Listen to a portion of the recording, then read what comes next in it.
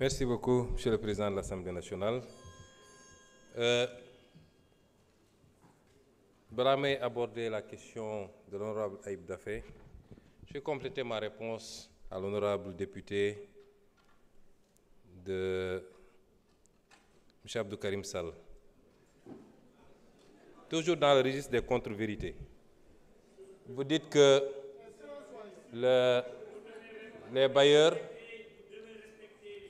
les bailleurs ne croient pas à ce rapport. C'est une contre-vérité et je peux vous dire que hier après-midi, le ministre des Finances ici présent a... Monsieur le Président, vous voulez bloquer mon chrono? Excusez-moi. Je pense que, Monsieur Sall, vous n'allez pas sortir, vous allez écouter jusqu'à la fin.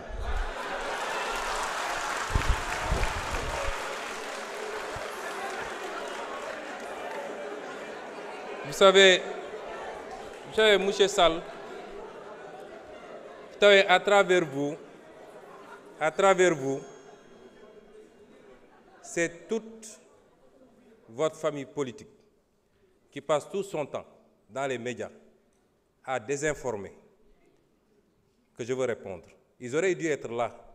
Moi, quand j'étais opposant, quand j'entrais, ils sortaient. Maintenant, je suis au pouvoir, j'entre, ils sortent. Ils auraient dû être là. Je veux dire que hier soir, Monsieur le ministre de l'Économie, le ministre des Finances et du Budget, ici présent, a tenu une réunion virtuelle avec les investisseurs institutionnels internationaux. À peine. Donc, le rapport est crédible et crédibilisé par tout le monde. Et en premier, c'est les bailleurs, qui savent très bien ce qui s'est passé au Sénégal. Et une institution comme la Cour des comptes ne peut pas faire l'expertise d'un rapport d'audit, accéder à tous les éléments et aller raconter des contre-vérités. N'eût été votre mandat de député ou votre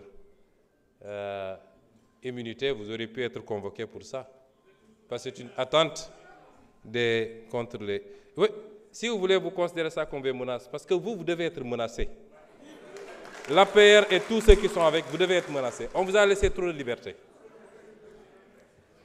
Je voudrais dire également que, par rapport à la question de l'honorable député Ayib Daffé, je voudrais d'abord féliciter l'Inspection générale des finances pour le travail qui a été fait sous la supervision du ministre des Finances. Je rappelle que c'est une obligation communautaire et interne,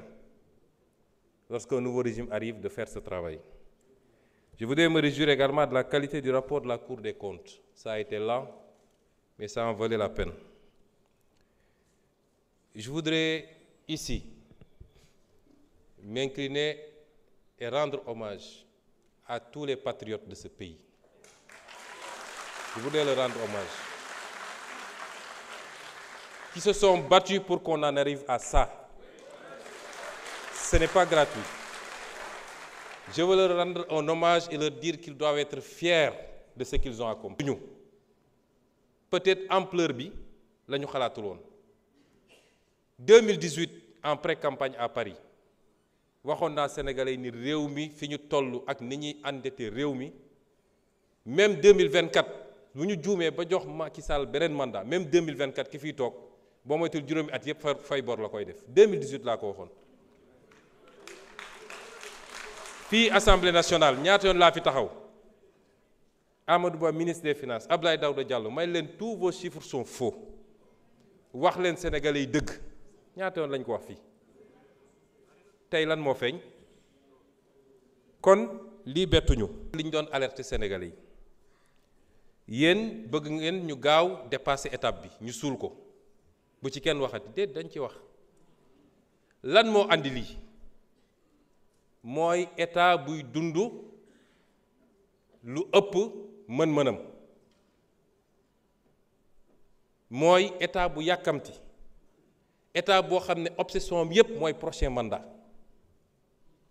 loolu laa bëgg sénégalais ñu dindi ko fi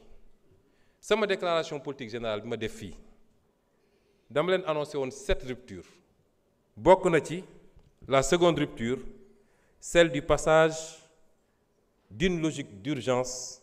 et de saupoudrage à court terme à une logique de vision et de planification à long terme. réew kenn du ko tabax ci ñetti at kenn du ko tabax ci 1 an kenn du ko tabax ci 5 ans li am solo mooy jamono joo nekk rek acte yi ñuy posé est-ce que bokk mi ngi jëm ci direction bi tabax structurellement un pays ba dara dootu ko yëngal loolu nag la opposition bi bëgg a génne ci bopp sénégalais yi su ñuy wax ay dund bi dafa cher ak sax yéen a cheral dund bi yéen a cheral dund bi ñun cheraluñu ko de ñun li ñuy def bu ñu ko defee d'ici quelque at dinañu xam ndax dund gi cher na am léet mais le message qu'on veut lancer aux populations mooy laaj leen des résultats tout de suite ce que vous n'avez pas été capable de faire en 12 ans et vous dites aux populations en 10 mois réclamez des résultats, réclamez une santé parfaite, un secteur de la santé parfait, un secteur de l'éducation parfait, de l'enseignement supérieur parfait, dund gi nañ ko wàññi léegi et c'est pourquoi je lance un appel aux populations yéena ne woon jiit yu jub ngeen bëgg jiit yu bëgg réew mi jiit yu am gis-gis am nañ ko fi mu toll nii ba mu mat sëkk ndax luubal ak randal jeex na ci réew mi te loolu mooy le premier acte d'une gouvernance bu war a yóbbu réew fu baax réew mu la gën a sellal setal loolu moo la gën a mën a dem fu baax loolu jeex na ci réew mi ñaareel bi li ñu def ci 10 mois yi kenn mësu koo def personne ci wàllu delloo réew mi ci fondamentaux yi càmbar alalu réew mi réduire train de vie de l'État ci wàllu affirmer suñu souveraineté ci suñu koom-koom ci suñu ressources naturelles ci suñu sécurité suñu kaaraange kenn mësu koo def le bilan qu'on a fait en 10 mois aucun régime ne l'a fait en 10 mois on dit 10 mois zéro réalisation 10 mois en 10 mois le régime précédent lan la fi réalisé woon nañ ñu wax lan la fi réalisé woon nit ñi sax dañ leen doon tooñ naan inauguré affaire u Macky rek ngeen fi nekkee c'est-à-dire dañ fen mel ni Sénégal dañu xëy rek inventé beneen Sénégal et donc ce que je veux demander aux populations souveraineté moom sa bopp développement dafa laaj ay sacrifice yooyu ñun jiital nañ suñu bopp ñun ñi yor nguur gi ñu ciy woo nag bépp sénégalais ak bépp sénégalaise ñu xam ni situation bi nu mu munti jaxasoo c'est pas encore eggaguñu foo xam ne mën nañ ne bàyyi nañ lépp ak yàlla def na ci askan wi ak ci réew mi les ressources qu'il faut pour qu'on prenne notre destin en main moo tax développement bi gën a gàtt am na benn président bu ko doon wax muy ki nga xam ne moo defar dëkk bi ñuy wax Singapour ne ci une génération ou 2 générations réew jóge na ci sous-développement nekk ci réew yi ñu gën a envoyé une génération ou 2 générations waxuñu 1 an ou 2 ans de mais day fekk ci njëlbeen ba ñu bañ a rater les bons départs raté nañu une première alternance une deuxième on n'a pas le droit de rater une 3e alternance moo tax li ma njëkk a xaar ci population bi mooy ñu accepter ànd ak ñun ci sacrifice yi wax nañ léegi mbirum subvention yi dafa cher il faut ñu ramener ko à des proportions acceptables lañ ca bëgg ñun mooy fin 2025 ñu ramener ko à 2% du PIB mais dañuy continuer dans ce cycle graduel mais tekkiwul ni néew di doole yi dañ leen di seetaan duñu leen mës a seetaan wax nañu ci li jëm ci wàllu bourse ndax ni ñu inversé cycle scolaire bi cycle universitaire bi tax na ba tey Sénégal mi ngi fay ci bourse 3 fois ou 4 fois plus que li nga xam ne tey Côte d'Ivoire bu ngi koy fay ci bourse te ñëpp xam nañu Côte d'Ivoire moo ñu ëpp koom-koom foofu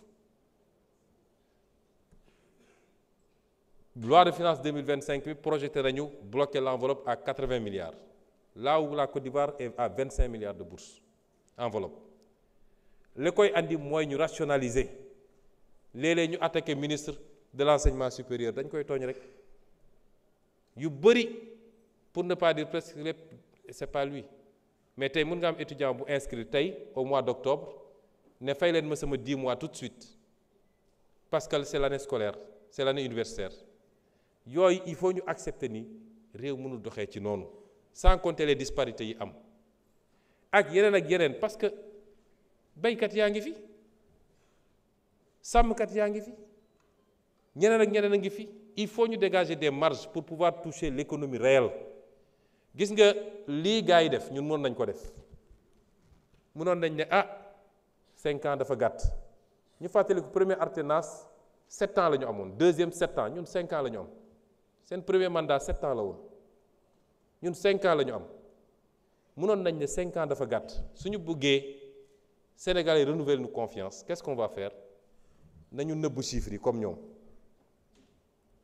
nañu laam-laami affaire bi daa di fexe ba naxanteeg bay di jox ñu xaalis bu bari ñu tabax ñetti autoroute juróomi immeuble inauguré ay affaire gars yi ne wiw Diomaye liggéey na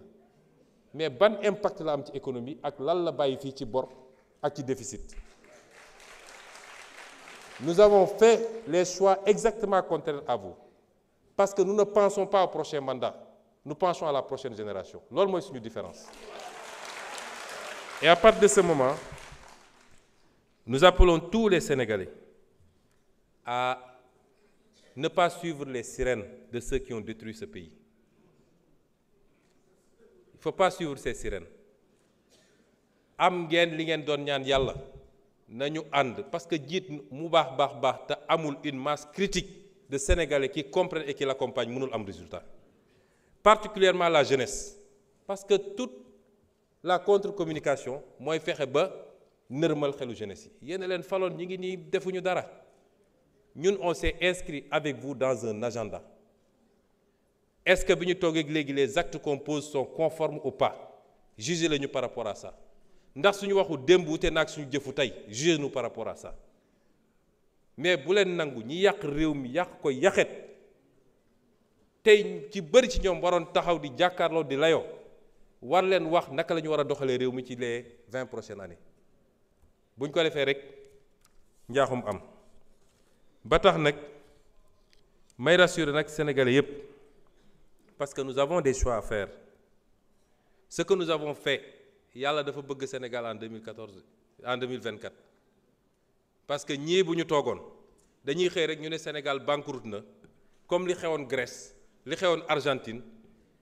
insolvabilité dette bi c'est pas soutenable viabilité jeex na ñu nekk ci situation boo xam ne foofu la ñuy imposer nag ajustement mais ñun li ñu def nii démb monsieur le ministre bi mu paree réunion avec les bailleurs qu'est-ce qu'ils ont dit? Même les obligations du Sénégal remontent na démb demal nga vérifier ko. Pourquoi mu remonter? Parce que les gens ont salué l'exercice de vérité benn et deuxièmement ils ont apprécié les mesures que nous sommes en train de prendre te ñun du ñu xaar ku ñu wax lu ñu def man première fois me recevoir FMI laa leen ne vous n'aurez plus à nous dire ce qu'on doit faire parce qu'un pays qui se respecte n'attend pas qu'on lui dise ce qu'il doit faire. Ñun ñooy def suñuy réforme ñun ñooy jël suñu responsabilité et c'est pourquoi je voudrais dire aux Sénégalais que nous avons un choix à faire et ce choix il est très simple soit rompre avec la roublardise, la facilité, les raccourcis pour définitivement emprunter la voie de la vertu, de la rigueur, de la transparence dans la gestion des affaires publiques et se propulser irréversiblement vers le développement ou bien perpétuer les mêmes artifices basés sur le faux, le saupoudrage et le mensonge d'État pour sombrer éternellement dans les abysses préjudiciables du sous-développement et leurs désastreuses conséquences. Je vous remercie.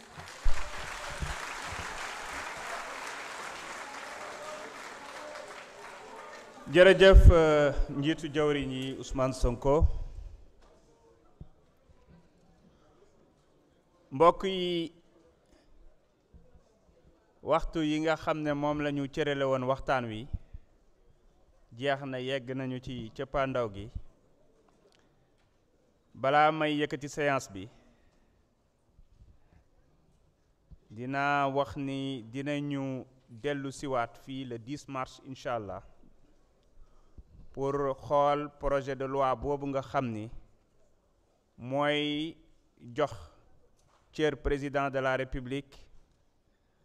mu daal di dëggal convention bi mu am ci diggante Sénégal ak Maroc ngir mën a taxawu ñi nga xam ne dañ leen a jàpp foofu ca Maroc waaye tamit mën a indi fii ay nit yoo xam ne dañ leen a condamné. Convention bi ñu ngi ko signé woon le 17 décembre 2004 à Rabat au Maroc.